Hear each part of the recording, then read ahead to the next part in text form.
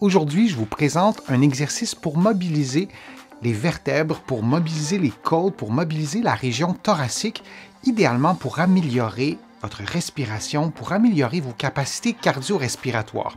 Si vous écoutez la vidéo, peut-être vous avez utilisé les codes QR dans mon livre Plus jamais malade et particulièrement ceux du chapitre sur les maladies cardiovasculaires parce que oui, notre respiration, la mobilité de nos côtes, la mobilité de la cage thoracique favorise une meilleure respiration et une meilleure efficacité de l'oxygène qu'on respire. Si vous n'avez pas le livre entre les mains, soyez sans crainte, vous allez pouvoir tout comprendre mes explications et faire l'exercice. Et les informations que je vous donne, c'est aussi complémentaire à celles qui sont données dans mon livre. Alors, la cage thoracique, les côtes, le dos, c'est une région de notre corps qui est d'abord conçue pour protéger nos viscères, pour protéger justement nos poumons, notre cœur. Alors, elle est solide, elle est peu mobile par définition, et lorsqu'on a des raideurs dans la colonne vertébrale, par exemple, et donc des tensions musculaires, parfois de la douleur, l'exercice que je vous présente peut aussi vous soulager. Alors, on veut bien mobiliser la cage thoracique. Je voulais vous la montrer brièvement, vous montrer un peu les os, comment ça fonctionne, juste vous se le rappeler. Et vous voyez que sur l'illustration de droite, c'est une vue antérieure, on voit le sternum, l'os qui est au centre. Si vous touchez à votre sternum, c'est un os qui est quand même assez gros, c'est un os qui est plat et encore une fois qui a un rôle de protection. On voit les côtes, on voit les cartilages. J'entrerai pas dans tous les structures anatomiques. Ce qui est en mauve là, ou en lilas sur mon image à moi, ce sont des ligaments et il y a évidemment beaucoup de muscles et à l'intérieur, il y a les poumons. Et sur l'image de gauche, on est en vue postérieure, donc on regarde l'arrière du dos, il y a les omoplates. Donc on ajoute un niveau de complexité. On voit aussi les clavicules, autant devant que derrière. Et on voit aussi chacune des vertèbres dorsales, mais aussi les autres, les vertèbres cervicales. On ne voit pas les vertèbres lombaires, mais elles sont vraiment pas loin.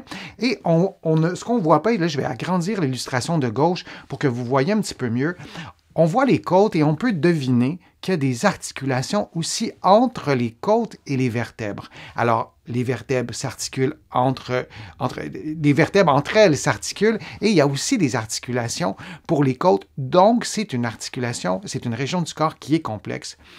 Et lorsque vous avez des tensions musculaires, par exemple, et vous faites des exercices ou des mouvements intuitivement pour vous soulager, souvenez-vous que les premières parties de votre corps qui bougent, qui sont mobilisées, ce n'est pas les parties les plus raides, c'est les parties les plus souples. C'est ce qui est souple qui bouge en premier. Et l'exercice que je vous montre aujourd'hui, c'est pour faire l'inverse, c'est pour parvenir tout de suite à bouger ce qui est raide. Vous allez voir, c'est très simple.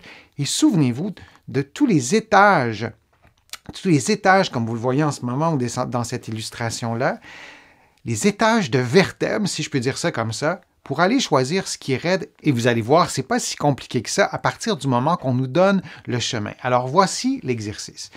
Et je vais vous le décrire vraiment dans son entièreté pour que ça soit bien clair. Et pendant ce temps-là, vous voyez l'exercice défiler. Alors, vous pouvez vous approprier progressivement l'exercice. Alors, vous le faites toujours en position assise sur une chaise ou sur un petit banc. Vous ne vous adossez pas au dossier et vous le faites de façon détendue. Je vous déconseille de faire l'exercice en position debout.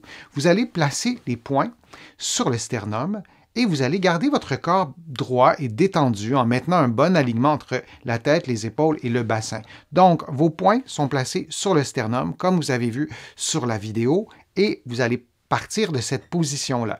Alors, vous allez d'abord faire une inclinaison lentement, une inclinaison que vous allez faire avec le dos vers la droite jusqu'à environ 50% de votre mobilité.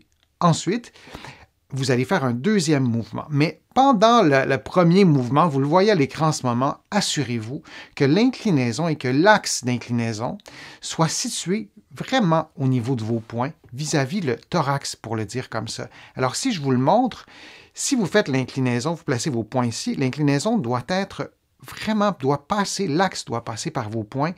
Et là, je vais volontairement vous le montrer d'une façon erronée. J'ai mis mes poings beaucoup plus bas, vous pouvez le deviner. Et si je fais une inclinaison et l'axe passe par mes poings, ça donne ça. Et vous voyez, et là je le fais délibérément sans changer le plan de caméra, vous voyez que ce n'est pas du tout le même mouvement que de faire ce mouvement-là.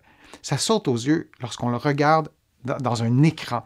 Alors, si vous vous regardez dans la glace ou dans un miroir, vous allez vous rendre compte aussi que ce n'est pas le bon mouvement. Ce qu'on veut comme mouvement, c'est celui-là. Et la deuxième étape du mouvement, vous la voyez en ce moment même. Donc, à partir de l'étape obtenue, de la position obtenue à l'étape 1 d'inclinaison, vous allez tourner lentement le dos vers la gauche en maintenant l'angle d'inclinaison. Vous voyez, je reste incliné.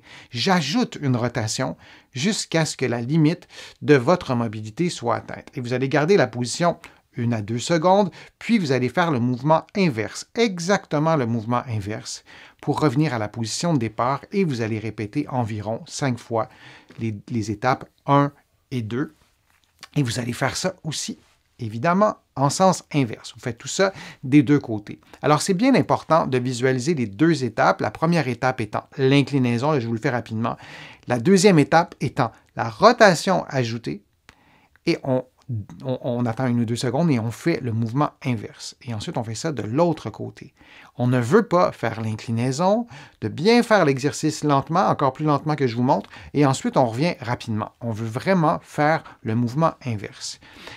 Et là, on n'a pas parlé de l'emplacement des points. On en a parlé, je vous ai proposé de placer les points où ils sont en ce moment.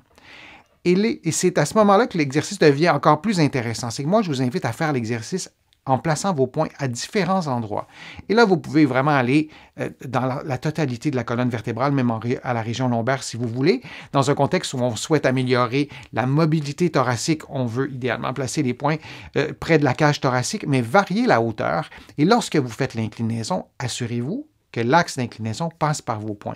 Alors, si vos points sont placés très, très haut, ce n'est pas du tout la même région de la cage thoracique ou du dos qui sera mobilisée, ça sera une autre région. Et vraiment, essayez ces subtilités en changeant la position de vos points et vous allez voir que ça ne travaille pas la même chose. Alors, pour améliorer ses capacités respiratoires, c'est une bonne idée d'améliorer la cage thoracique, mais aussi pour soulager la douleur, pour détendre les tensions, pour améliorer aussi sa respiration. C'est vraiment un exercice qui est fantastique. J'espère que l'exercice vous sera utile. J'espère que les conseils que je vous ai donnés étaient clairs et je vous dis à une prochaine vidéo, à une prochaine fois.